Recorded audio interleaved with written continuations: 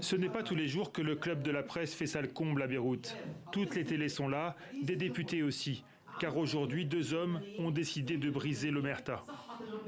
L'armée libanaise n'a même pas le droit d'aller arrêter les criminels. Le Hezbollah l'en empêche. Début juin, l'armée démantèle un important atelier de fabrication de drogue dans l'est du pays. Les trafiquants ripostent, il y a des morts, des affrontements en pleine rue. Au bout de quelques heures, un porte-parole du Hezbollah menace d'intervenir contre l'armée pour, dit-il, protéger les civils. À la télévision, Rami Nahem et son confrère Tony Boulos accusent sans détour le mouvement chiite de soutenir les cartels.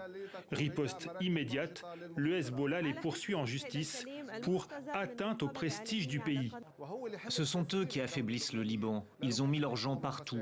On les a laissés prendre le contrôle du port, de l'aéroport, de toutes les frontières. Les ministres, les juges sont leurs employés. À quelques kilomètres dans la banlieue sud de Beyrouth, le Hezbollah règne en maître. État dans l'État, bras armé de l'Iran 10 fois mieux équipé que les militaires eux-mêmes, le mouvement chiite ne le conteste même pas. Tous les Libanais savent que l'armée libanaise, avec tout notre respect, ne peut pas stopper les menaces de l'extérieur. Que vous soyez avec nous ou non, admettez au moins que seul le Hezbollah est capable de stopper ces menaces et de protéger les richesses du Liban. Il y a 10 jours, une plateforme de forage israélienne a pénétré dans une zone maritime revendiquée par le Liban. Le Hezbollah a aussitôt joué son rôle d'ange gardien en menaçant de riposter.